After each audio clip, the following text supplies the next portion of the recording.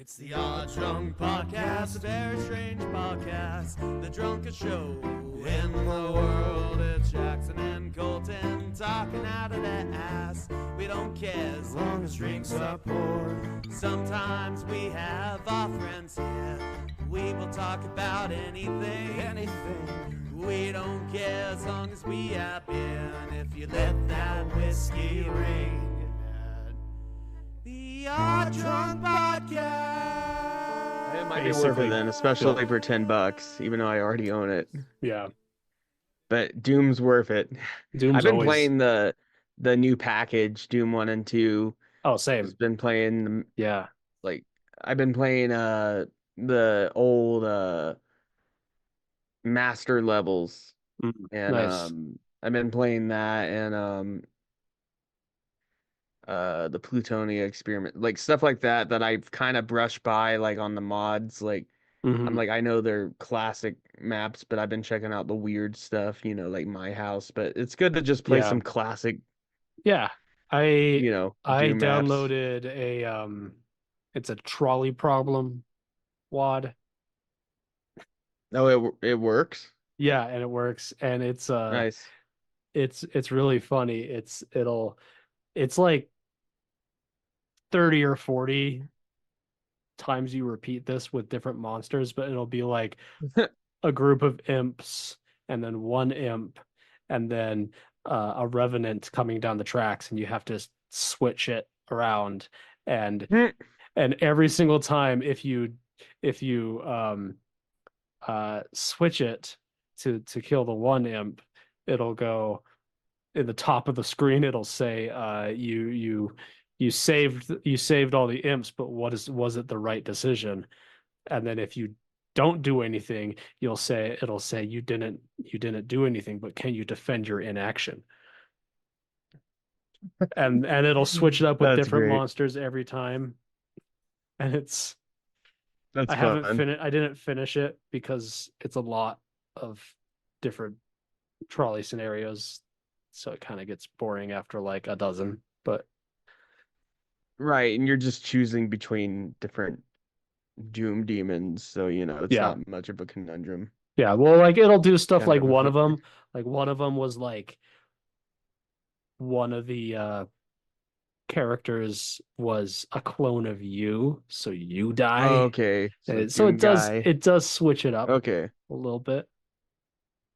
But nice. Yeah. But imagine if it was actually real and like you were choosing between real people. Right. Or something fucked up like that. And we always joke at the liquor store there's a light switch above the there's the light switch that turns on the light inside the beer cooler. There's a second light switch that I don't think is hooked up to anything. So none of us know what it does. So we always like to joke that every time we accidentally flip that switch, that we probably like turned off some child's life support or something. Yeah, the Foundation's gonna have to contain that. Yeah. At some point. It's probably an SCP. And yeah, that was my attempt at a segue into tonight's topic. We are visiting SCPs once again. We have numerous SCP episodes. Go check them out. Yeah. They're always a fun time. Quick explanation. It's basically just like a document-based, scientific-based internet creepypasta thing that's been around for 15 years now at this point, a long time at this point. If you don't know anything about it, just look it up. There's all kinds of weird monsters and weird things that came out from it. It's been going on a long time. Yeah, it's a fun creative project, and people create weird monsters and wacky objects and things. It gets really wacky and spooky. Some of the stuff weirder than others. I know some people like on the Reddit thread complain about people on Reddit complaining. Yeah, well, they like to complain about like the newer entries are a little bit too people have got too caught up in the like making it work with the lore and everything, and it's like, it's a lot of the new stuff is a lot of lore heavy. I will defend it a little bit and say, have you actually gone back and read through some of the more obscure, very early SCPs because there's some fetish shit in there Oh, definitely. that I do For not want that we will sure. not going to go into detail on those ones here, but Maybe at some point when we're really some of digging the at the older bottom of the SCP barrel. fans might not like all of the new stuff, but at least the new stuff is less fetishy. So Yeah. Yeah. I will Excuse me. defend it a There's little bit. there's a lot of lore heavy stuff. But yeah, we've done a lot of different SCP episodes at this point. But tonight, um, if you're a long time listener of the Odd Drunk Pod, of me and my friend Colton here, we also talk about a lot of video game stuff where we have our series Video Games in Time. We talk about, Mhm. video games of different eras, different genres, all kinds of stuff, right? And just we love gaming. We're gaming nerds and all that. Uh, Yeah. but we never I think there might have been a couple video game based SCPs we might have touched on in like one of our random ones or whatever, but we never dedicated a video game SCP episode. And there Yeah. is, because the internet and because it's a fan fiction creative project thing, yeah, there's a lot of video game SCPs. So let's do an episode on it. Yeah. I think the last SCP episode we did was like summer SCPs last Yeah. year. It's It's been a been year. it's been a It's been a while. while. Feels like But it this is hasn't, always but it's always a great episode. Always a great series to dip back into, um, you know, just out of the blue, especially Mhm. now that we're creeping back into spooky season. It's August and then September and then October. So Spooktober's creeping back in slowly Yeah. but surely. Um, We could Spirit just Halloweens are already popping up. So nice. We go we to your we could local honestly we could just make this into home a spooky store. podcast. Just completely Oh, switch easily. gears. Yeah. Our scary, spooky episodes always get good numbers and they're always fun. I love this shit. Yeah. Anyways, we're gonna do video game SCPs. So put the best of the both worlds together here tonight. Yes. And yeah, we got some good stuff. Uh, so yeah, I'm excited. It's gonna be a fun one. Yeah. Yeah. Before we get into that though, is there anything you wanna catch up on or talk about? Because we did take a Uh little bit of a break since our Deadpool and Wolverine review. yeah. Yeah.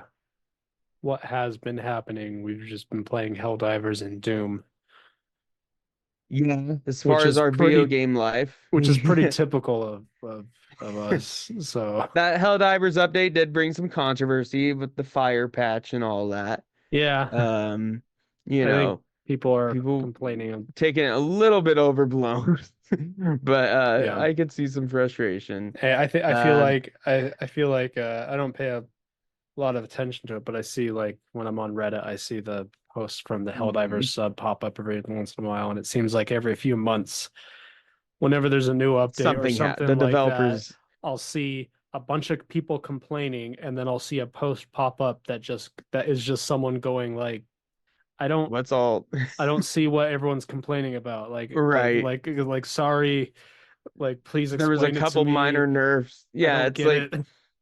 they rebound some stuff. There was a couple little nerfs, but they made some other weapons better. It's like, stop whining about it. Try some different weapons. Yeah, I'm It's pretty not sure I that saw a deep, post at guys. one point that was just It's like not that deep. someone just like posted a rant of them just going like, I keep hearing everyone saying the game is trash now, but I was playing it the other day and it's still fun. What the fuck are you all It's a talking fun about? time with friends. Yeah.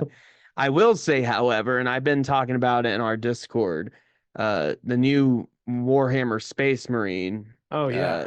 looks very promising. I'm gonna wait till it actually releases. I'm very weary of pre-orders and stuff like that Mhm. nowadays. But It looks looks really very good. promising, and I can see a lot of Helldivers players flocking to that game because it's a similar kind of loop.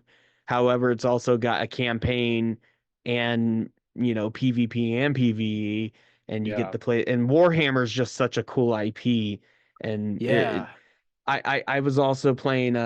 I've been playing Warhammer Bolt Gun, which is a Ooh. fantastic. Yeah. Basically Doom boomer shooter, just Warhammer Doom combination. Just a Yeah. fantastic doomer shooter, or boomer shooter, whatever you call it. Um, Fantastic game. I love it on the Steam Deck. Hmm. So yeah, Warhammer, and I heard Dark Tide's good, and I heard Rogue Trader's a good one. So Yeah. like Warhammer's been really hitting with the as far as video games go.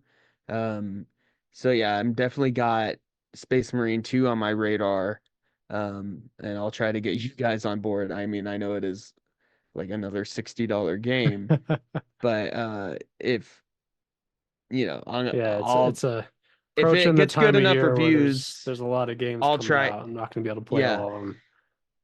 if it gets good enough reviews and like the optimization's good and whatever, and people are, or it might be one of the situations where it's like, okay, it's good, but wait for the patches and whatever. I'll like Yeah. hold off, but if it's good enough, I'll give it I'll check it out, give my recommendation, Yeah. hopefully get some of you on board because it looks like it will scratch a very similar itch to Helldivers, but offer a little bit more as far as Yeah. variety. And the customization, I've been looking at the customization, like with the paint jobs on your armor and stuff like that. Like, I because Warhammer, I yeah. mean, it's all about painting the figurines, Yeah. and it seems like they're bringing that to the game, which is really Nice. cool. I Like I that whole love aspect being of it. able to customize your armor in games like Oh, that. yeah. Like I That's something Helldivers really needs, I to be remember honest. I would love to be able to customize colors and stuff in Helldivers. Mhm. I remember when I used to play Halo years ago, that was always fun being able to customize your armor, like in Halo 4, which Halo 4 is not one of the better games in the series, but the armor customization was pretty on point. Yeah. Yeah, I even saw people comparing, like in some of the previews, they were like, "Oh yeah, this looks like, kind of reminds them of Halo 4's customization, stuff like Yeah. that." Um, Anyways, that's just more video game stuff. Anyways, Yeah. um, before we actually get into the SCPs, I have one more question to ask you, Yeah. What's that? an age-old question. What are you drinking? I'm sipping on a beer tonight. It is Mm. a Daisy Cutter Pale Ale from Half Acre Brewing. It's just a Does it taste like daisies? I don't know, it tastes like an IPA, it tastes like hops. Hmm. It's okay. It's just an IPA. Just another white, just another white man's pumpkin spice. Yep, yep, pretty much. But a good, like, just like, it's not like, that's not a bad thing. Yeah, no, Right? it's a fine IPA, but there's nothing. I don't think there's really much special. It's like Mid, it's pretty mid, but not It's not bad mid. not bad mid. It's just it doesn't stand out that much, but it's That's fine. fair. I also have something that doesn't stand out much because it's something that people have been doing since, I don't know, the dawn of time. Since whoever did this, who's the first person that made a screwdriver? I don't know. I'm drinking a screwdriver. Yeah, Not the most creative thing, but they're hey, delicious. it though. works. Yeah, I had vodka. I didn't feel like going out and buying anything else, and I also had orange juice. yeah, So it works. uh, so yeah, I just wanted to have a little something, and I didn't feel like just drinking straight vodka hmm for the episode. So let's make a screwdriver.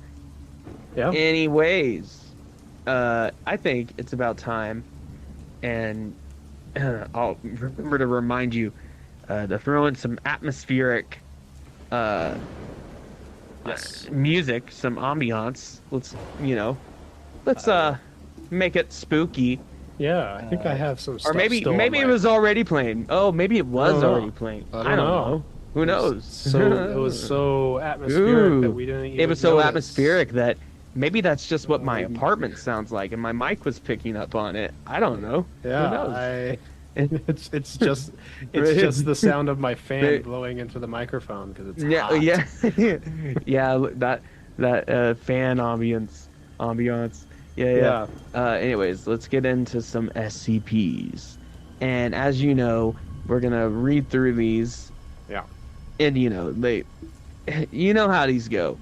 I'm not gonna explain it to you. I'm just gonna start reading it, and you're gonna figure it Yeah, out for yourself if you don't know how it goes. This first one, I think this is a good one to start on because it's not only just a video game SCP, but it features very famous video games. Yeah. Nice. So it's all things that we can recognize and, discuss. It's not just like, oh, it's a video game that kills you when you turns it on or whatever. It's interesting. It's fun. Yeah. Anyways, SCP 3843. Object class Keter. Special containment procedures. Schreiber's Decker Learning Computer Site 22 ASA is to search gaming forums and websites for keywords indicating the presence of SCP-3843-1 instance. Occurrences of these keywords are to be investigated by the Foundation personnel. If an instance of SCP-3843-1 is confirmed at the reported location, it is to be delivered to Site 11 immediately and its owner administered a Class A amnestic. Foundation elements placed within major game manufacturers are to search outgoing products for the presence of SCP-3843 created code. If the presence of this code is confirmed, the located instance of SCP-3843-1 is to be pulled immediately and replaced with an unaffected copy. All games that have come into contact with the instance of SCP-3843-1 are to be searched and dealt with similarly. So essentially, just a quick little explanation here. Yeah. This SCP is a code that can affect, like a virus that can affect different video games. Yeah. Nothing Testing too weird yet. No. Yeah. This is nothing too weird yet. But don't worry. I mean, if started. there was a virus that could spread between my video game discs, that would be pretty terrifying. Right. Just if you for still me, do physical. Yeah. Do Right. some emotional damage there. Mm-hmm. Which is the worst kind of damage. Yeah. Just be real. You ever have a video game disc that you've ruined that it's just Mm-hmm. yeah. All testing involving SCP-3843 must be approved by at least one member of Level 3 personnel. Testing is to be performed by a member of D-Class personnel, of course. They're, like prisoners and whatever ex-cons they get tested on and whatever. They don't care about. Yeah, the foundation, the SCP Foundation is, they're technically the good guys in this world, in the SCP world, but they still do fucked up shit. Well, good is a very, Yeah. kind of umbrella term there. Anyways, a member of the D-Class personnel in a sealed chamber featuring one television and a chair.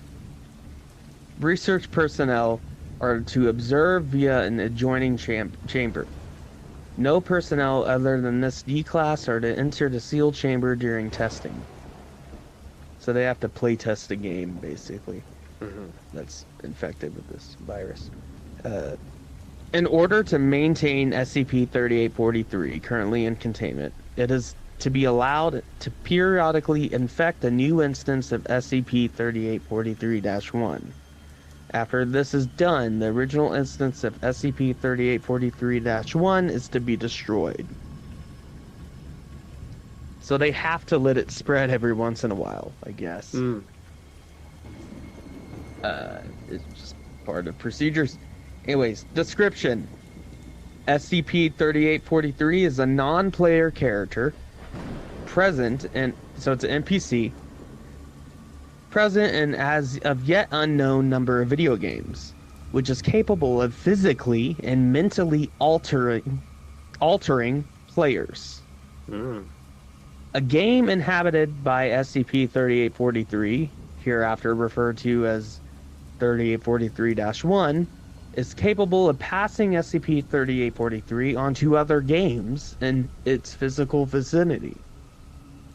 Infection of 3843-1 instance does not appear to be permanent, as SCP-3843 has been observed to disappear from instances of -1 after a period of 5 to 10 years. So it does go away after a while. The range necessary for infection to occur is inconsistent, with some games becoming infected even while in neighboring buildings, while others require direct physical contact.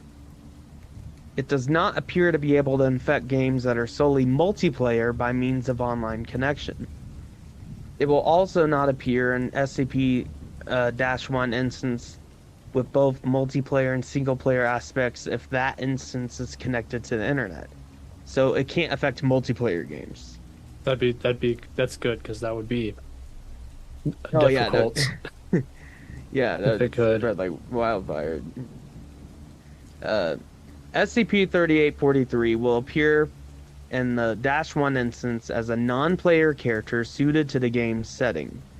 Almost always identified as Sam, Sammy, or another variation of the name.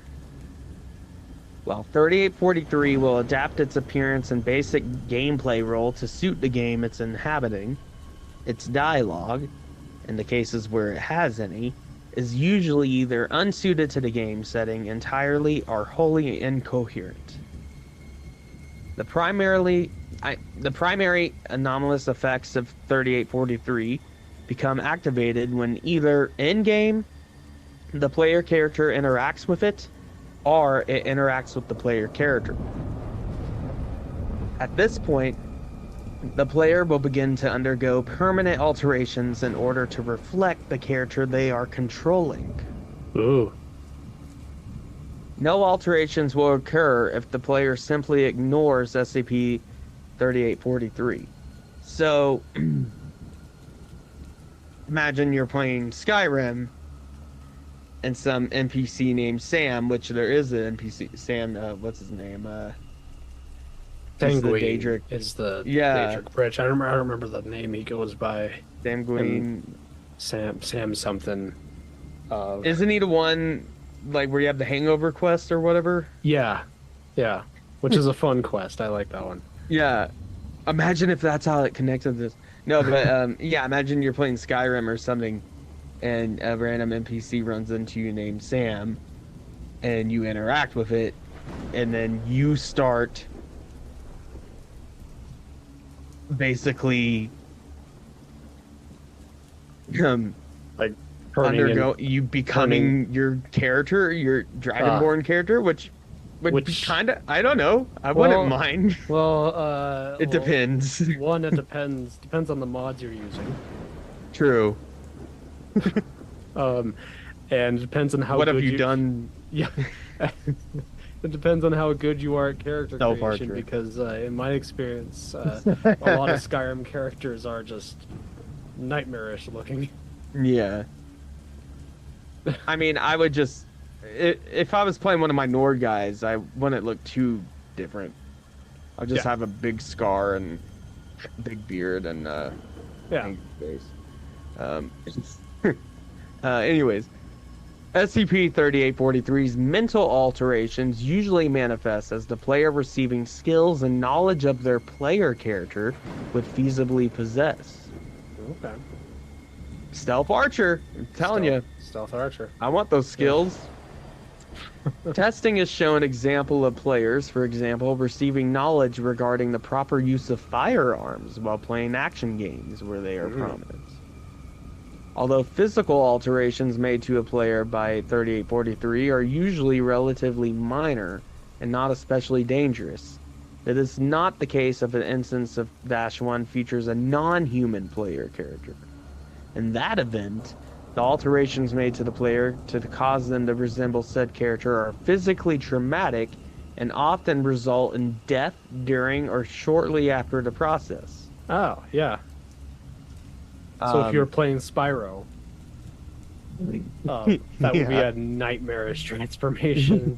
Start transmogrifying into Would probably kill Spyro you. the Dragon. Yeah. 3843 appears to have a significant effect on the perceptions of its victims while the instance of -1 is being played, and that victims of 3843 are unable to register the alterations they are going through until they stop playing the game. 3843 is believed to be the creation of Indigo Games, a small anomalous games company which was active from the years of 1980 to 1983. Addendum 3843-1. The following is a list and summary of 3843 containment breaches which have occurred. Its classification as a SCP on October 4th, 1983. In all cases, agents were dispatched, successfully retrieved the instance of 3843-1, and administered amnestics to witnesses as appropriate. Whoops. All possible infected games in the vicinity of the recovered instance were safely disposed of. Here's the first one. Game. Super Mario Brothers. 1985 for the NES. Date, December 21st, 1985. SCP 3843 role. 3843 appears as a Koopa enemy with a white shell in World 1-1. Alterations begin when the player kills this enemy. Incident summary. Andrew Calhoun, 22, writes to tabloid Weekly World News claiming that he had instantly grown a substantial mustache after playing the game Super Mario Bros. Reporter sent by the paper while investigating the game also instantly grows a mustache reminiscent of the game's titular character. Foundation elements within Weekly World News reports anomalous activity at this point, and dispatch agent retrieves SCP-3843-1 instance. Both Calhoun and the reporter are thoroughly shaved and doused with a Class B amnestic. So that's how they. So it doesn't necessarily like put you under like a monstrous transformation, like turning into a fat like where you Italian turn plumber. into Mario. Yeah, no, You just grew a mustache. Just grew a big mustache. Next one, Metal Gear 2, Solid Snake, 1990. Ooh, that's classic.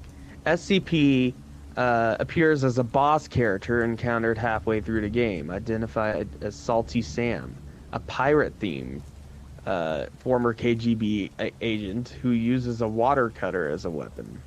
That's something they would do. I could see Kojima doing that. Anyways, before fighting the player character, he engages in a lengthy monologue regarding salt and meats and food shortages in the enemy base. Alterations begin when the boss fight is initiated. I feel like this is kind of a joke SCP. Yeah. Not gonna lie. Anyways, incident summary. But I feel like something's fucked up is gonna happen later. Anyways, Daryl McKenzie, 24. Oh, yep, here we go. Is shot and killed while attempting to break into a secure military installation near his hometown of Redacted. Analysis of security footage from the incident. He was trying to be Solid Snake. Okay, yeah. Analysis of security footage from the incident shows Mr. McKenzie using both advanced stealth tactics and firearms in which he had never received any training. Like in the box and everything. Subsequent research of his home by the UIU revealed the presence of SCP-3843-1 instance, which was recovered during transit by Agent Cobb and brought into Foundation custody. All right, next one, Pac-Man. Uh-oh. Oh, yeah. For the Game Boy. Interesting. SCP appears as a 5th ghost enemy. If I was playing Pac-Man, just like normal Pac-Man, unmodded, and a 5th ghost showed up, I would actually freak out. Like, not gonna lie. Yeah. Anyways, I would question my reality. Anyways, 3843 appears as a 5th ghost enemy, identified as Sammy, which chases the player character through the map. Alterations begin when either the SCP kills the player character or the player eats Sammy. Summary. Alan Carver, 35, is arrested by police and taken to a local hospital after a passerby witnesses him. God. That's bad. Wow. Okay. As after a passerby witnesses him eating a neighborhood cat in his backyard. Victim dies shortly after arriving at the hospital. Later analysis of the body shows the cause of death to be apparent starvation. Victim had suffered significant yellowing of the skin. He started becoming Pac-Man. Oh. An expansion of the skull, causing damage to their neck due to increased weight. Additionally, skin had grown over both ears. It seems like it's getting worse. Damn. Yeah. Additionally, skin had grown over both ears, both nostrils, and one eye. Agents dispatched to deal with the situation, recovered the instance at the victim's home. Uh-oh. Next game. Godzilla Destroy All Monsters Melee 2002. Love that game, by the way. I emulated it lately. That's a good one. Yeah. Anyways. The SCP appears as a non-playable boss character identified as Sementinchi, a colossal white avian monster. Notably, the original Godzilla Destroy All Monsters Melee did not feature any non-playable boss characters. Alterations begin when either the player first attacks the SCP or the SCP first attacks the player. Foundation agents in the city of Redacted are dispatched to the site of an apartment building which spontaneously collapsed with no apparent cause. Inspection of the debris reveals the corpse of Arabov Kapoor, 20, which expanded to fill the entire floor of an apartment building and caused the collapse in the process. Notably, while Mr. Kapoor's skin and muscles expanded during alteration, his skeleton and other internal organs did not. All witnesses and survivors were dosed with Class A amnestics, and a cover story centered around the substandard construction was produced to account for the building's collapse. So he was turning into a kaiju. Yeah. Turning giant. Next one. Mass Effect 2, 2010. I like how they give us all the dates. Like, yeah, thank you for that video game history. The SCP appears as a blind supply officer named Samuel Belkira aboard the player character ship. When interacted with, the SCP rants at length regarding food shortages. Oh, that's reoccurring. Food shortages above the ship, especially regarding salt and meats. What is this going to tie into? Interesting. Yeah. Before giving the player a quest to solve said food shortages. Alterations began upon initiation of the dialogue. Summary. Foundation is alerted when the home of Catherine Herrera, 32, violently explodes in a flash of blue light.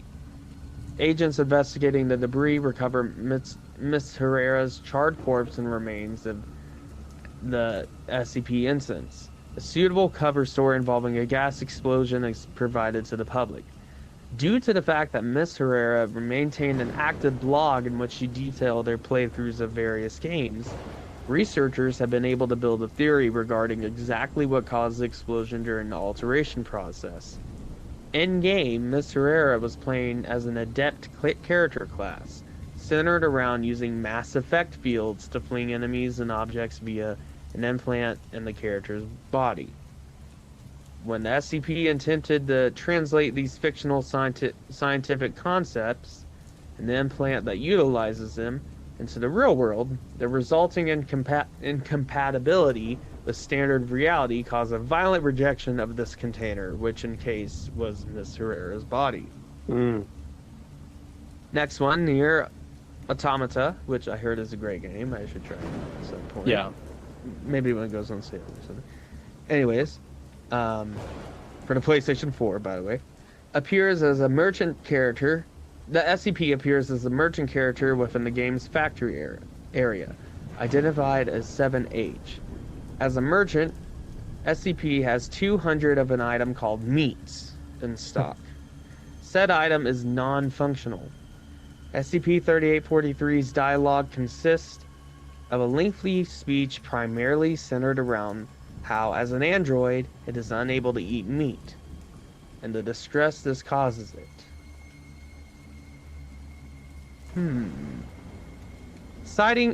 Incident summary. Sightings of a robot in Moscow, Russia attract Foundation attention due to the consistency between reports and photographic evidence of the entity.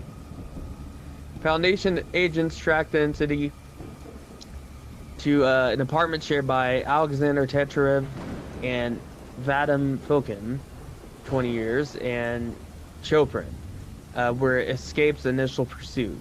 The bodies of Fokin and Choprin are found at the scene. Autopsy reveals the cause of death to be a sudden appearance of various mechanical implants, like the game, within their bodies, causing severe internal bleeding. The robotic entity, currently believed to be Alexander Teterev, has not yet been located. Writings found in the shared apartment suggest that the three were aware of SCP-3843's effects and hope to utilize them in order to improve their physical abilities.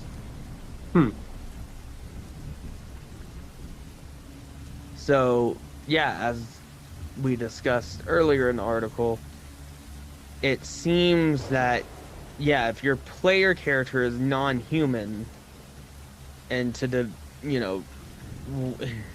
the degree they're non-human, the worse it gets. Yeah.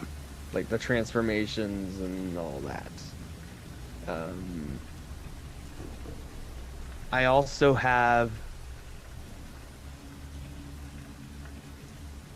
There's a few interviews and stuff there, but I think we can leave that one there. But that's a pretty interesting one.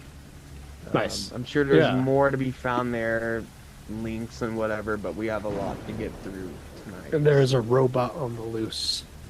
Yeah. Because of it, Still out there. Yeah.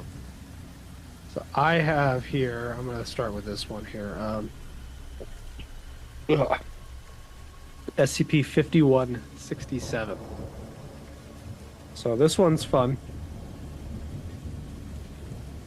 because it has a sequel SCP goes along with it, which we'll get to later. So this one, okay, we'll save that for which one is this? 5167.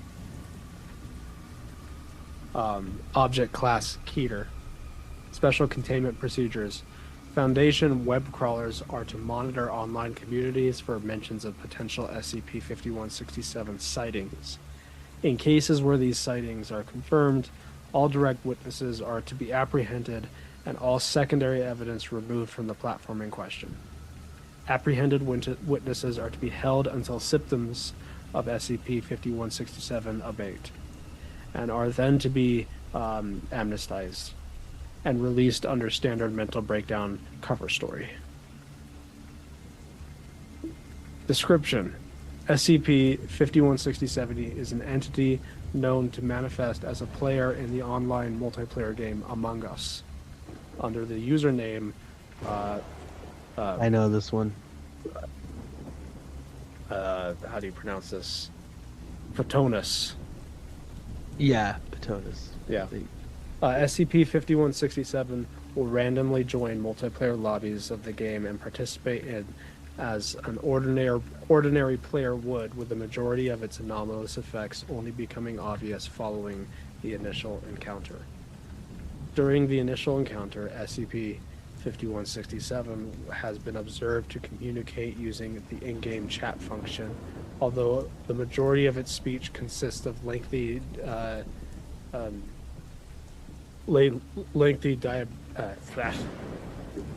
produced at little prompting from other players.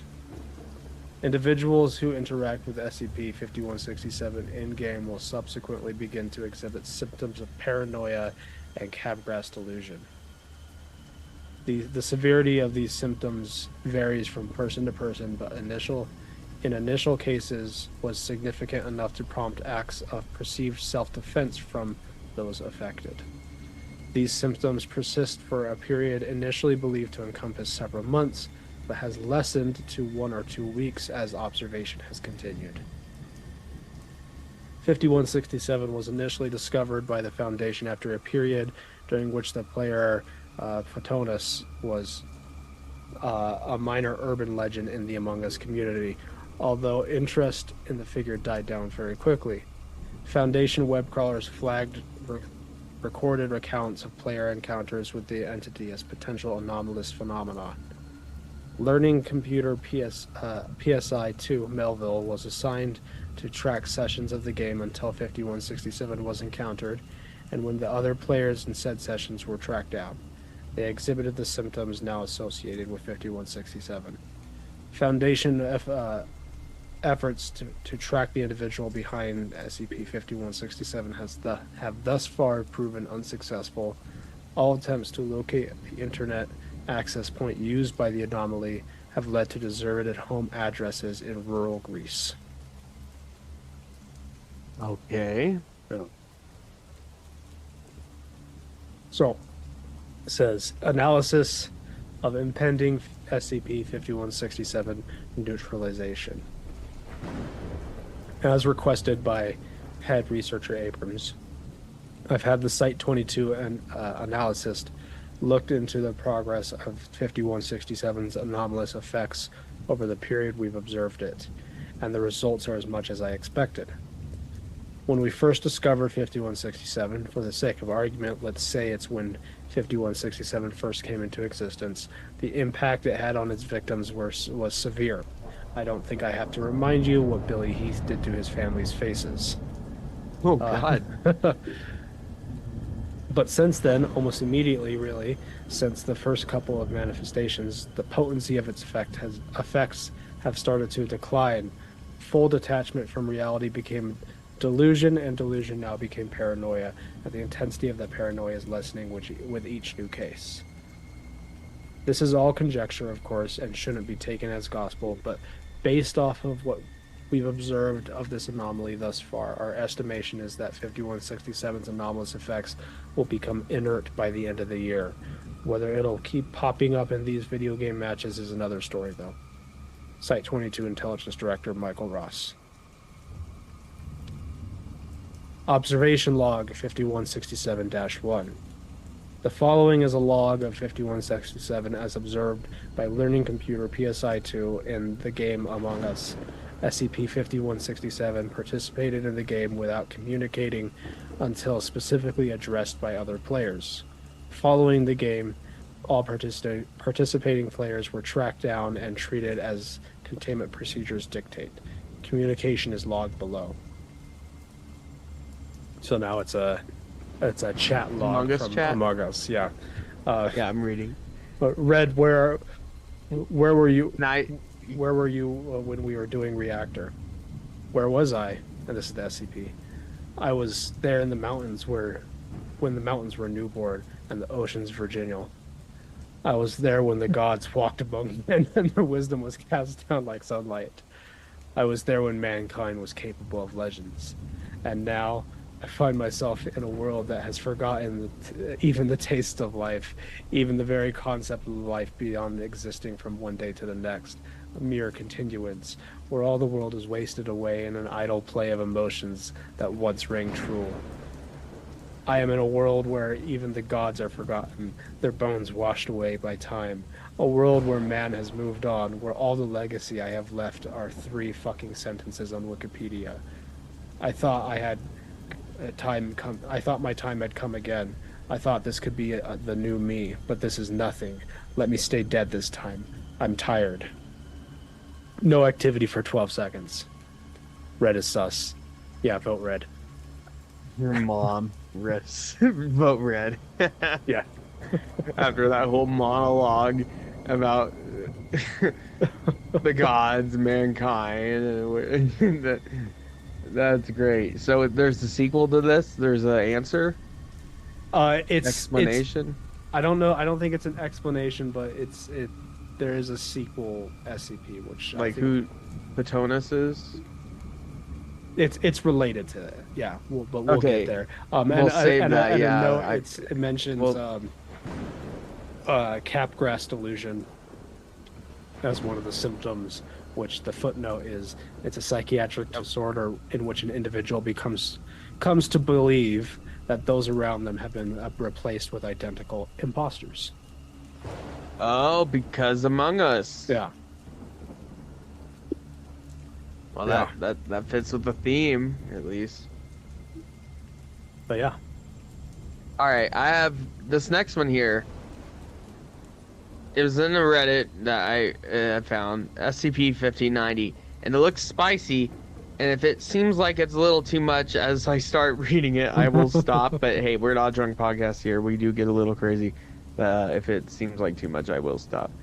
And I don't know if it's just trolling us here, but anyways. SCP-1590, and the screen says adult content.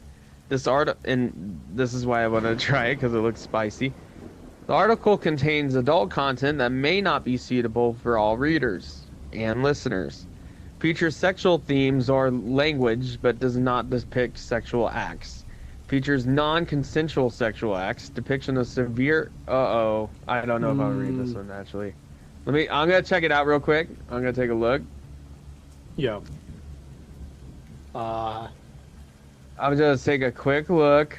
Yeah, when it comes to non-consensual stuff, I prefer not to promote that sort of content on here. I didn't know. Yeah, I'm not gonna do that. Let's do SCP-1633. Cool. Object class safe. Special containment procedures. One copy of SCP-1633 is to be stored on a standard DVD-ROM in a secure storage locker in Site-15, along with all supporting documentation and ancillary materials. Individuals wishing to run tests on SCP-1633 must submit a request in writing to head researcher Dr. Berger. Testing will only be conducted with an on request in writing. Sorry, I'm drunk. No Testing will only be conducted with on-site computers which meet all requirements laid out in document SCP-1633-HS-1. These computers may be used for extended testing periods, up to 6 months, but the hard drive must be wiped and the components destroyed at the conclusion of testing. No individual save file may be played beyond the end of Act 3 in the game's storyline without specific authorization by Dr. Berger. Prior to this point, the save game and accompanying PTD file must be erased. Description: SCP-1633 is a computer game created by the now defunct independent game studio, redacted. Of course it's redacted. The copy in Foundation possession is a beta version of the game. The core gameplay is relatively complete, but there is numerous incomplete aspects. Certain art assets are missing, there are various graphical issues, the music is either missing or just placeholder music, and so forth. As this version of the game is compiled 2 days before the Foundation raided the offices on redacted date, 2010 something, it is presumed that this is the most complete version of the game in existence. The source of the anomalous properties of the game, as well as the major selling point in the game's pre-release advertising, are its so-called tactical heuristic algorithms. After a player saves their game and quits, a background process will begin running on the player's computer. When the process completes, either a new file is created in the same folder as the player's save game, with file extension PTD, or an existing PTD file is updated. When a player loads an existing game with the associated PTD file, enemies in the game will be more intelligent and effective, with increase approximately proportionate to the total amount of time spent playing. That's actually an interesting concept. Yeah, I don't like the idea. More you, I don't like the idea of a background process running when I quit out of a right. game, but Well, yeah, the privacy issues and like, yeah, and just your computer running when you're gone and like company, But the idea of it, if you could just be altruistic and just trust. The idea that enemies would become more effective and intelligent the longer you play a game, yeah, like based on playtime, that's kind of interesting. that's That'd be what cool. I mean, they don't become more intelligent, but that's Like leveling. that's what games like Tears of the Kingdom and Breath of the Wild do, where there is a Yeah, kind of invisible XP thing going on. Like it's not exactly XP, but the game does like calculate at the longer you play and the more stuff you do in the game, it'll automatically start updating to have stronger enemies. So initially, like the AI. So like remember when IGN like bitched about like Alien Isolation's AI, how like it adapts to you? Like I think AI would be cool, like to be used more in games, like if it could adapt to your play style. Not like running processes. Anyways, I mean AI, you got a whole conversation, but I think there are cool potential applications. There's a mod for Skyrim. I think it's only for Skyrim VR because I think you need to have voice chat enabled. But there's a mod that basically attaches like ChatGPT with the NPCs in the game. So you can actually have a conversation with Jarl Bolgriff. It's a janky AI conversation, but still, which is a cool idea. Jarl Bolgriff about his favorite Pokemon or whatever. Yeah, Jarl Ballin. Which is a cool idea, in theory. Right. Anyways, going on. So, basically the enemies' AI will become more intelligent and effective, proportionate to the total amount of time spent playing. Initially, this will result in a more challenging game experience, with the enemies adapting to the player's preferred weapons, strategies, and overall playstyle. However, given enough time, enemies become aware of the existence of the player and begin to attack him or her, rather than the characters in the game. What? So eventually the AI goes after you, the player, personally. So imagine playing Helldivers and the Tyranids start coming at you. How does that work? I don't know how that works. Bugs start coming out of the screen. I don't know. That would be terrifying. Bugs coming out of my computer screen. Yeah. Yeah. You hear a knock at the door, and there's a big heavy bot out there, Terminator style. Anyways, so in the first 2 hours, enemies lack even basic strategic intelligence and will charge the player characters regardless of weapon equipped, environment, presence of cover, etc. They just charge straight at you aimlessly. And then the next few hours, so 2 to 5 hours, enemies begin adapting their tactics to their environment and the weapons they carry. For example, enemies with short-range weapons will attempt to move closer to the player, and in engagements long range, they will seek cover. At this stage, enemies are roughly equal to a skill to an untrained civilian. 5 to 8 hours, enemies begin to counter an individual player's preferred strategies. For example, they will attack a player who uses long-range weaponry from cover with grenades or splash damage weapons to force them out to the open. Yeah, the game's having that happens all the time, right? That's normal stuff so far, right? They will use environmental features offensively and defensively, for instance, laying traps at choke points or setting up ambushes and kill box zones. At this stage, enemies are roughly equal in skill to a trained human soldier. That's, I mean, not that quite that complicated, but that's in Metal Gear, in Phantom Pain, kind of how the enemies work is if you use certain types of tactics a lot, they will start to counter those tactics specifically. Yeah, this is just like Phantom Pain so far. Yeah.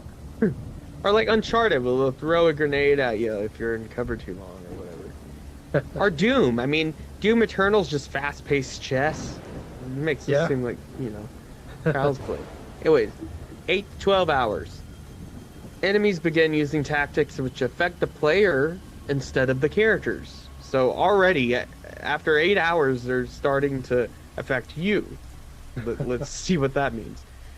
At some point, enemies seem to become aware that the player characters are being controlled by an outside intelligence and adjust their strategies accordingly. Rather than attacking the player characters, enemies may instead position themselves to block the player's view. Okay, that's meta. That would be kind of funny if a game did that. Like, if it did just like to meta shit, like make controlling your character frustrating. Yeah. Yeah. So enemies may instead position themselves to block the player's view. Enemies have been seen acting in a glitched manner, repeatedly walking into walls, performing the same actions again and again, freezing in place, waiting until the player dismisses them as a threat, then attacking. In one play session, enemies use multiple day flash spells in every engagement, varying the pattern and timing each time. So like doing frustrating glitchy things where it just makes the game frustrating and like the mechanics hard. Yeah. Like a really like meta difficulty, like where the game mechanics are hard. like just glitchy and buggy. Like the game is that's pretty good. Eventually they developed a strobing pattern, which was highly disorienting to the player and ultimately caused her to suffer a grand mal seizure. So if you're prone to, like, they started attacking that, like doing that, like if you're prone to seizures. You know how Ubisoft always has that warning? Well, they started doing that. But this time it's the SCP, not Ubisoft, that's trying to... Yeah. Right. Now 12 plus hours. Enemies begin attacking the player psychologically. Specific modes of attack. Imagine that in Helldivers. Psychological. They start making fun of you. Like, anyways. Specific modes of attack have varied widely as the game tailors its attacks to each player's psychological makeup. Facing a player who micromanaged his characters with a fine degree of control, enemies used attacks which did little to no damage but caused the characters to become dazed, a state which temporarily disrupts player control. That would be annoying.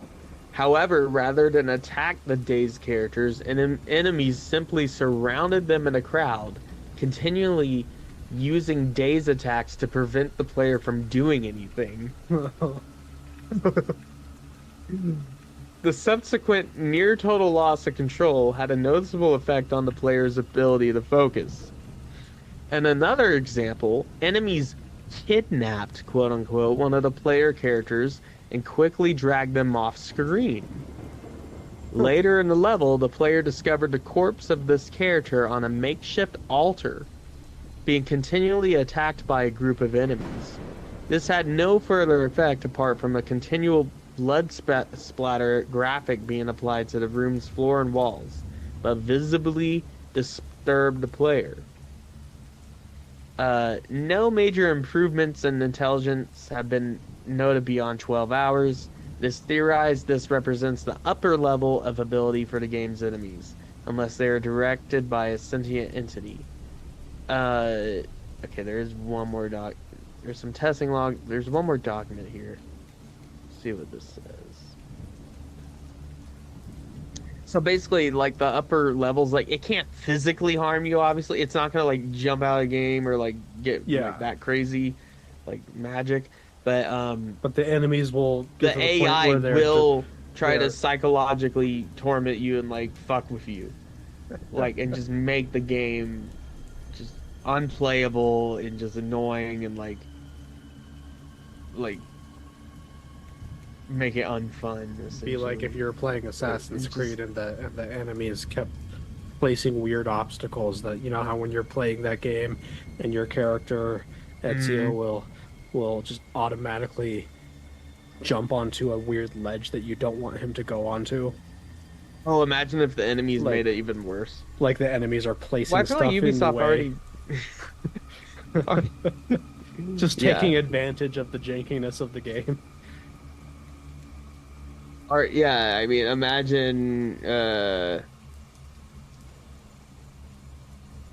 Well, I feel like this is a meta commentary just on games in general, like just glitches and just bugs, just shit that happens. Yeah. In games, like that's what this really is. Here's this is a document 1633DX12 DirectX. Is that what that means? Anyways, this document was recovered from the scene of Gregor Tillman's suicide. God. Oh. They drove him. Okay. It was handwritten on several sheets of lined paper. The handwriting was shaky and irregular, but was determined to be Tillman's own. I'm writing this on paper because I don't think he can learn it. He got everything digital real quick, but I've unplugged the router and broke my phone, so I think he's trapped in there. Playing it on his phone? Anyways. But he won't stop talking all the time. At the start of this job, told me all about the tactical... Oh, is this a developer? Okay. Told me about the tactical algorithms bullshit, but fuck. I've been playing games all my life, and I knew I could beat it. Playtesting. Okay. And the scary shit, I played Redacted, and I played Redacted. I could handle this. When I started playing the game, they learned quickly. I kept using the sniper rifle, and after like an hour, they learned how to use cover. Then another couple hours, they'd set up ambushes. And then another hour, they started sniping back and having a different squad flank me.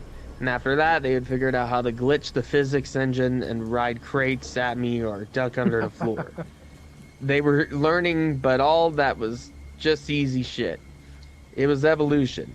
One bit figures something out, so it survives longer than the others. It wasn't directed. After Act 3, Kraknar shows up. He's supposed to be this Lovecraft cosmic horror bugfuck crazy monster who can read the player's mind and corrupt your soul and shit. He showed up right after I killed Strick, the blood drinker, the big spider fucker. He's supposed to have this long speech how I killed his general on his plane, and now he needs to intervene directly or something. But instead, he talked about how I was a worthy adversary, but I was cheating because I was on another plane. Kreknar wasn't like the other enemies because he wasn't supposed to be. He was supposed to be smart. He was supposed to know everything. So he did. He had been watching his minions fight me the whole time, and he knew everything they did. It wasn't just random mutations anymore. It was planned. It wasn't evolution. It was intelligent design. I brought it home. I had to know more. I'm sorry, but I had to.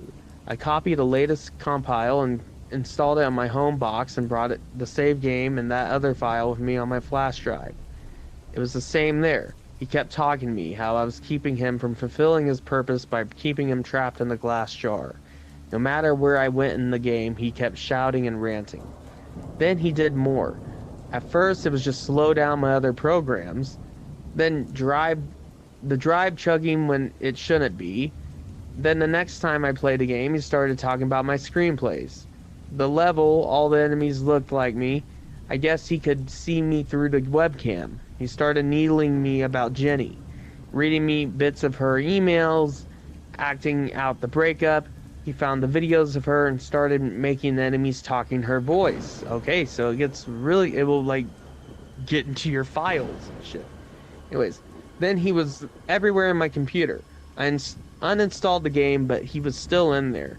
He kept opening documents and typing to me, calling me a foul cheat and a lowly worm and shit, telling me to fight him on the same plane. As soon as I realized he was outside the game, so he like got in his computer, his network. I shut down my router and pulled out the network card, but I don't know if I got them out quick enough. Maybe he got out. I turned the computer off, but he kept turning it back on. I wanted to break it, but I didn't know if it would kill him. Maybe it wouldn't. Maybe it would let him out. I tried leaving the house, but it was like I could still hear him. I couldn't leave him alone, because he might get out or do something else. I can't sleep. Haven't slept since he came out. I've been here for 3 days and I can't leave. Can't leave him. He keeps telling me to release him, but I can't. I want to kill him, but I don't know if I can. I can't think anymore. I have to kill him before he does anything new. He won't stop talking, and I can't stop thinking, and I can't keep going. I'm sorry I have to go now. I'm sorry. No evidence of the entity Koreknar was observed in the other digital devices in Tillman's apartment. No mention of the name has been found online. At this time, the Foundation believes that the entity referred to Tillman's suicide note was destroyed along with his computer. Crazy. So, potential for it to be worse than just NPCs that fuck with you. But yeah, it seems like that was the head entity. Yeah. The Kriknar character. Yeah, it was getting in. Yeah, a game that could get into your systems and a virus like that or whatever. So what do you have for us? Alright, so I have the sequel to the Among Us one. So this one is SCP-5761, which is the same number but jumbled around. So the other one was 5167. And this is 5761. What do they call? What's a name for that? Isn't that like an anagram or something? No, that's different when it's numbers. Yeah. Anyways. Containment class, esoteric secondary class, cater dark. Ooh, that sounds extra. Yeah. Dangerous. So. Special containment procedures. All relevant space agencies have agreed to block information regarding SCP-5761 until such a time that the Foundation can ascertain the nature of the anomaly and formulate countermeasures. So it's not contained. All right. Description. SCP-5761 is the ISS, International Space Station. At 13. All right, starting off strong there. Yep, it's just the International Space Station. The end. That's it.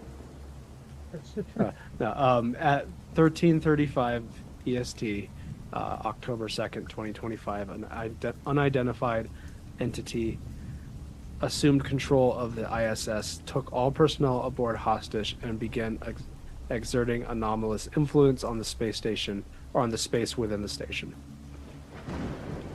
Video surveillance shows that the hostages are being forced to perform basic repair work on the interior of the station, suggesting that they may have been acquired in order to maintain the station itself. Despite the fact that this would imply that the entity has need of these individuals, on two separate occasions, hostages aboard SCP-5761 have been executed via bisection by an invisible force. As a result, only 8 hostages remain at the present time. Due to the recency of SCP-5761's emergence, a full understanding of the anomaly has not been reached. This document is thus subject to updates. In order to chart the progress of SCP-5761 anomaly, a selection of logs taken during the investigation have been enclosed within this file. Personnel are advised to familiarize themselves with this material for full SCP-5761 context. And here's the briefs. Initial anomaly briefing excerpt. Brief. Internal explanation and elaboration on 5761 to Site Director Werner following manifestation of said anomaly. Brief conducted by researcher Mary Ross. Recording start. Mary Ross. We've received confirmation from the concerned agencies that they'll keep the current situation under wraps for as long as possible on their end, but we're not especially sure how long that'll last. The situation's still developing, of course, so it's difficult to say anything for certain. Director Werner, I understand.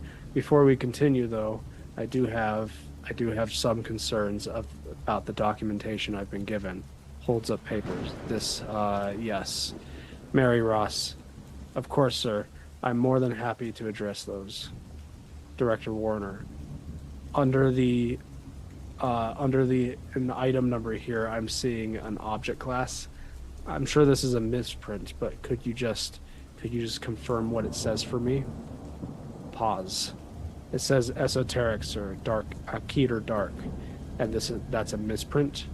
It is not. I see. And could you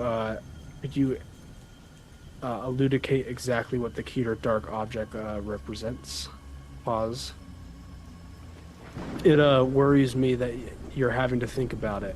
You're meant to be able to tell me what these classes represent at a glance. That's what they're for. I couldn't tell you what Keter dark means. Why isn't it Keter? I've read the file. It should be Keter. All of these, it's fine just being Keter. Why have we stuck dark at the end? I'm sorry, sir. The situation's still developing. It's ridiculous. I'm sorry, sir. At any rate, we do not have any working theories. I've been told the intelligence department has been looking into this heavily over the last 2 days, but I'm not seeing any of their findings here in the documentation. There is a working theory, but it's fairly. I'm not sure if it's one you'd especially care for. It doesn't matter if I'd care for it, Ross. It matters whether it's right or not. Out with it. We think it might be about Among Us. No. Yes, I'm afraid that's what the evidence seems to point to, sir. The number of people taken to the station, the tasks they're being made to perform, the killings, they are reminiscent of the game, you have to admit. No. I do not have to admit. Do you understand that 5167 was a colossal embarrassment for my office? I had to go to 059 and request that one of his learning computers do nothing but play Among Us all day for a year. Do you understand? Yes, sir. He laughed at me. Generally, the 05 doesn't laugh at people. He pointed and laughed at me. It was awful. I'm sorry to hear that, sir. It's coincidental. This whole matter could be just as easily be modeled around the thing, right? Or something else like that. I'm not opening 5167's file back up. It's confirmed neutralized. There's one more piece of evidence, sir. And that is, the anomaly manifested on the 10th of February at exactly 13:35 Eastern Standard Time. What of it? That's the exact date and time the Among Us servers shut down.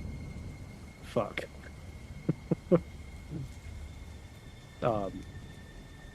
Consultation, learning computer, PSI, Millville. Oh, yeah. So, they don't want to admit, or the director of this doesn't want to admit that Among Us Yeah, it's like Among Us. It's happening on the space station. it's just Among Us happening Yeah. on the space station. Yeah, Yeah. that's the entire SCP. Yeah. Yeah. Um, consultation, learning computer PSI 2 Melville. Brief interview conducted by researcher Ross with learning computer PSI 2, which was previously assigned to SCP-5167's case. Focus of conversation was seeking a second opinion on the potential link. Recording start. Learning computer. I must agree with your assessment, ma'am. This anomaly does seem to be related to 5167, at least in some fashion. How so? I assumed you would be satisfied with my agreement. I just like to know the basis behind it is all. Of course. I know that I say this with no degree of egotisms. I have most likely interacted with the game known as Among Us more than any conscious entity, and by extension I have interacted with the anomaly known as 5167 more than any conscious entity, including myself. I am exceedingly aware of its movements and tendencies, even down to the finer points that cannot be necessarily perceived by humans. And that's how you can see the connection? There is a pattern to all things, Miss Ross, and this pattern you've shown me is the same as Photonus. It is exceedingly sus. Exceedingly, oh god. And then this is Technician Grayson butting in here. Oh god damn it, it's what happens when you get $1 billion piece of hardware and you to play your game for little kiddies, lady. Its verbiage is all fucked up. Forgive me, exceedingly suspicious. This anomaly and 5167 are two drinks from the same well. Seek the latter, and you shall discern the nature of the former. Recording end. Establishment with... There's a bunch of these. But yeah. It's SCP. It's Among Us on the space station. And it's connected to Yeah. 5167 Yeah. Photonus. Yeah. Is Photonus the space station, the computer? Is that the twist? Let's see. Okay, so here's after a bunch of those recordings. Its description updated. SCP-5761-1 is an artificial intelligence unit previously known as Computer PSI-2 Melville. Originally designed and created by the Foundation, it is currently believed that during the course of its assignment to 5167, SCP-5167-1 underwent a form of spiritual ascension and gained significant reality bending capabilities. Wow. Although the extension of 5761-1's abilities are unknown, it had displayed the ability to facilitate spatial translocation, transmutate materials, and instantly bisect human targets. At the present time, 5761-1 is located at the core of 5761, integrated directly within its systems. Evidence suggests that 5761's reality-bending abilities may rely on a power source of some form, which it drained from 5167 in the case of Incident 22-5167-5761. The existence of this power source is purely hypothetical, however, and if it does indeed exist, it is currently unknown how much of it still remains. So it's the artificial intelligence that the Foundation made play Among Us went crazy from playing so much Among Us. Complex. Yeah, got a god complex and started And reality bending doing powers. it with real people. Yeah, And then started playing Among Us in real life. yeah, pretty much. That's great. Yeah, All right, I think I have time for one more. cool. Yeah, I've got a good one here to end Sweet. this on. SCP-2639. Object class Euclid. Form leak header. SCP-2639-C is to be kept secured on-site in an isolated room and that is Tempest certified. Access to SCP-2639-C is limited to Level 4 personnel. Testing is currently prohibited. SCP-2639 refers to a phenomenon that manifests as a 1 kilometer cubic volume wherein anomalous entities and objects designated as -A, -B respectively materialize, then dematerialize approximately 1 to 2 hours later. An imperceptible barrier around 2639 prevents instances of 2639-A from leaving this area of effect. 2639-A are 3 humanoid entities equipped with anomalous weaponry and armor. Each entity exhibits superhuman speed, strength, endurance, resistance to injury, and perceives no pain or discomfort. When an instance is destroyed, an undamaged copy of this instance will appear somewhere within 2639's area of effect. -B consists of 22 distinct types of intangible objects dispersed throughout 2639's area of effect. Each instance hovers 0.1 meters above the ground and rotates on a horizontal axis at a set rate. When instances of SCP-2639-A make a contact with an instance of -B, the object will typically vanish, conferring a beneficial effect on the entity.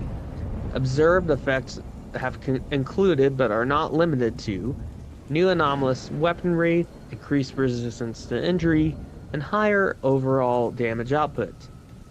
One particular type of SCP-2639-B ammo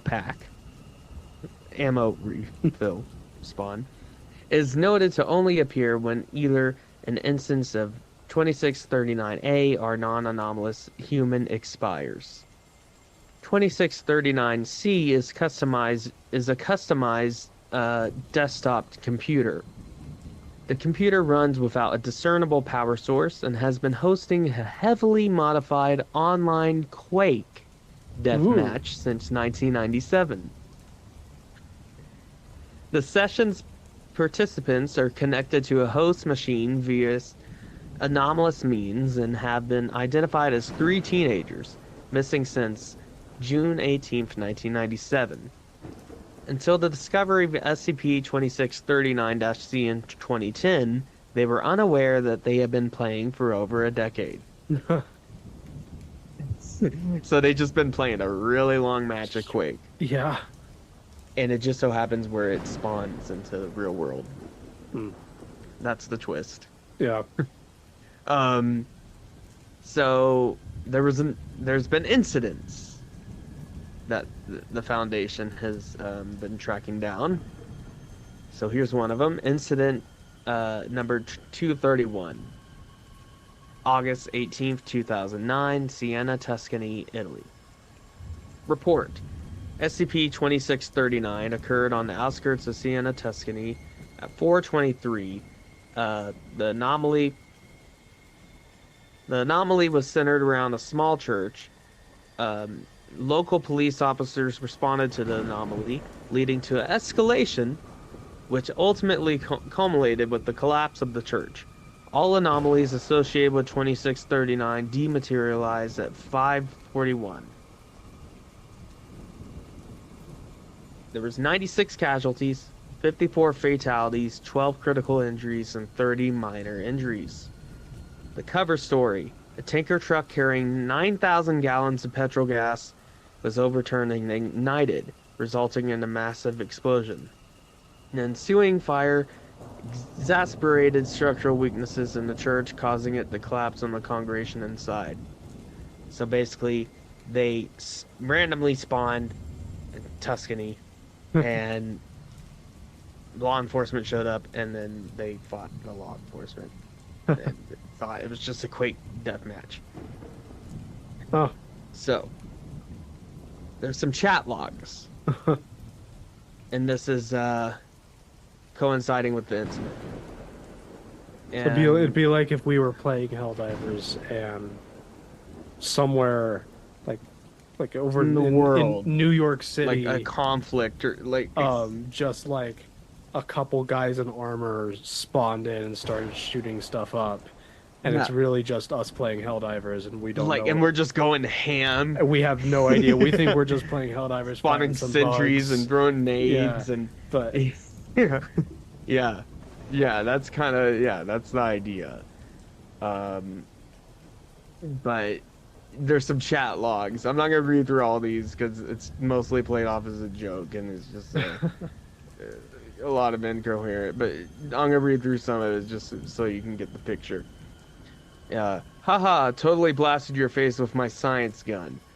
Oh, you blasted my face all right. Not with science though. Picking next map. Death match again? Yes. Pardon me. Hello? GTFO. Be nice. Hey, sorry, but this is a private server. I understand and I apologize for the intrusion, but I need to speak with the three of you. Boot him. Load next map. Wait, how did you even access the server? I'm accessing it from a computer we found. I believe it belongs to one of you, Miss Gloria Stainfield. Fucking hacks. Just boot him. Let's go. How do you know my name? We're trying to figure something out. Can any of you tell me where you are right now? JFC, why are we still talking to this shitlord? Wait, what do you mean, where we are? Can you describe your surroundings, besides the computer screen in front of you? No. Don't tell him shit. No, I mean, I literally can't. What's going on? I can't see anything besides a screen. WTF? I can't either. Okay, I didn't do anything. I realize this won't make much sense. But we think you might be all trapped inside this computer. How the fuck am I typing? I can't see a keyboard. Please try to remain calm. I know this is confusing and upsetting, but I want you to also know that we are trying to figure this out too. We're here to help. However, it is also imperative that you not to play any more matches with each other. Why? How long have we been like this? How long have we been playing this game? What the fuck is going on? Dude, calm down. It's okay. Whatever. We can figure this out. Why can't we play any more matches? So it just goes on and on. And basically, the foundation is in the chat. Mm-hmm. And they basically... Okay, yeah. So...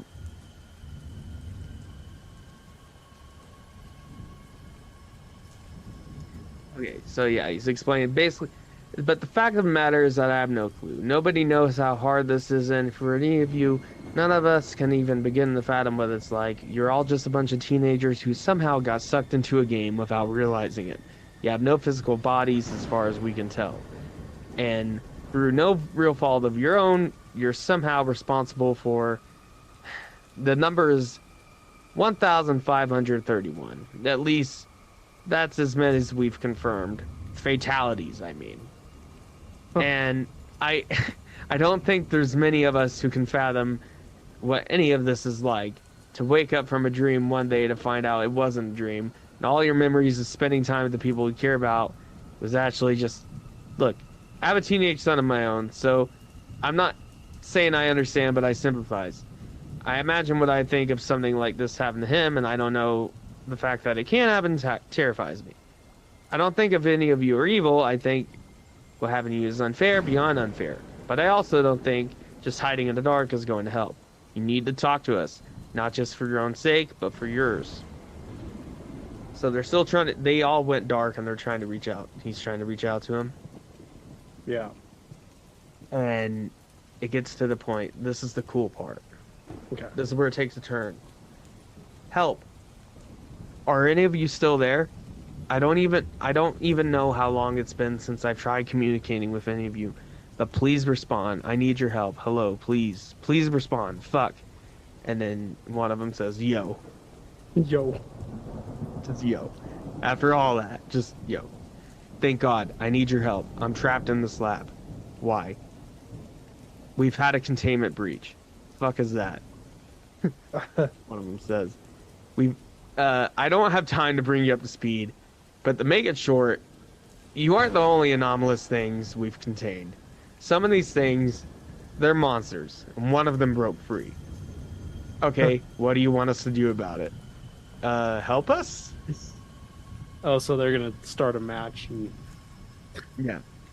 use their Quake characters. Don't think you to understand fight. what you're asking, Doc. Besides, not sure what the others are still even here. I can hear it outside in the hall. Please, it's killing people. And then one of the other guys joins in. Booger, you want us to fight it? Yes. You're still alive? I don't know. Guess so. Can you help us? Can we, G? Why are you asking me, Tom? Because you're our leader. So, yeah, it's... They contain them, and they shut down, and then the Foundation, it's like, wait, let's go to these guys. Yeah. We can use them. And, please help, it's breaking the door. Loading the match. We're going in. And, basically, now the Foundation uses them as a task force.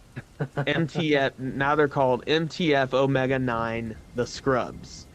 Mobile Task Force Omega 9 consists of 3 anomalous entities available for near instantaneous deployment into extreme circumstances requiring the delivery of overwhelming force. Its primary purpose is a rapid response team for containment breaches involving violent hostile anomalies.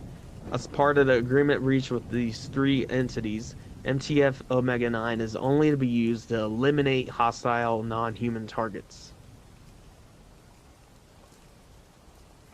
Here's some of the objects they've helped in containing.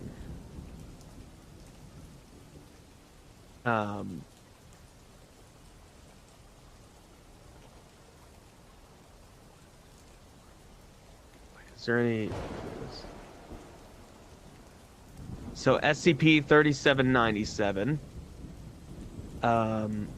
a retrocausal weapon capable of terminating a target at the date of a relative passive activation. 3797 will be used at least one time in an indeterminate date in the future to terminate 3797 ARC.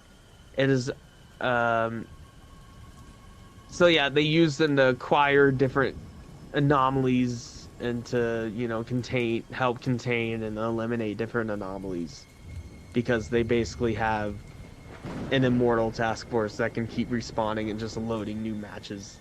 So it's basically, yeah, it's like if we could just keep loading a Helldivers match and then like fight real monsters.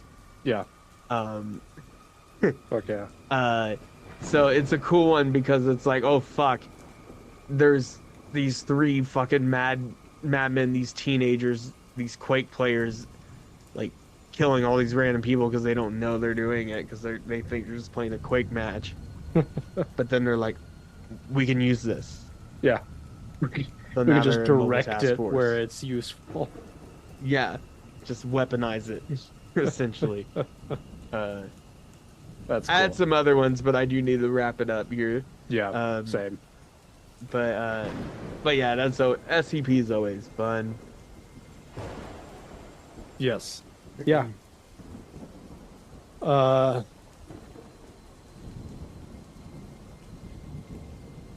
You have a quick one you want to throw in, or are you ready?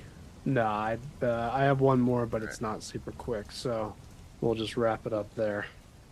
Well, there's always time for more SCP episodes. It's one of my favorite spooky series to get into. Yeah. And we'll be doing more spooky stuff, especially coming soon for our next Spooktober. Can't believe we're getting close to the next one. Yes. Maybe we'll capitalize on Shrek Timber this year. I don't know if we have the balls to do it. Anyways, we'll see you next week for another episode of the Odd Drunk Pod. Stay safe, stay frosty, and keep it real for us out there. This is not a test.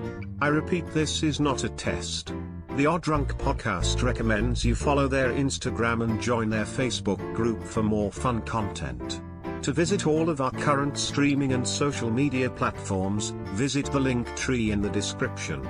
If you enjoy the show, we would be appreciated it if you would leave a review on Apple Podcasts. The Odd Drunk Podcast would like to remind you to drink responsibly and not to drink and drive.